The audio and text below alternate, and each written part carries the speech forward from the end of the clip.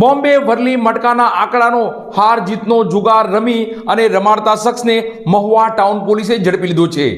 18,740ના મુદ્દામાલ સાથે તેને ઝડપી મહુવા ટાઉન પોલીસ સ્ટેશન ખાતે જુગાર પ્રતિબંધક ધારાની કલમ હેઠળ ગુન્હો દાખલ કરવામાં આવ્યો છે।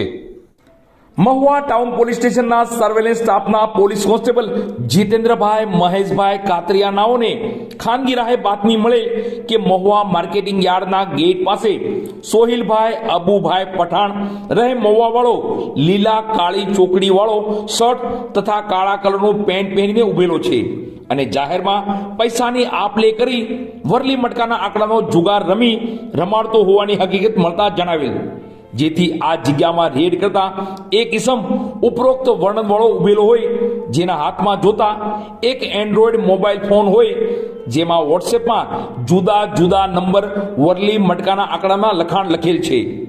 કુલ કિંમત ₹18,740ના મુદ્દામાલ સાથે મળી આવેલ।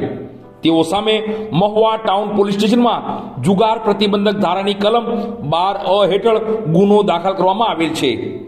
પકડાયેલા આરોપીની વાત કરીએ તો સોહિલ અબુભાઈ પઠાણ, ઉંમર વર્ષ 27, ધંધો મજૂરી, રહે ભાદરોડ જાપા, રાજાણીનગર મહુવા। પકડવાના બાકી આરોપીની વાત કરીએ તો બાનુબેન વાઇફ ઓફ અબ્દુલ કાદર મોરક, રહે મહુવા, જિલ્લો ભાવનગર। કબજે કરેલા મુદ્દામાલની વાત કરીએ તો રોકડ રકમ ₹11,740 તથા એક સેમસંગ કંપનીનો ગેલેક્સી એન્ડ્રોઈડ મોબાઈલની કિંમત 7,000।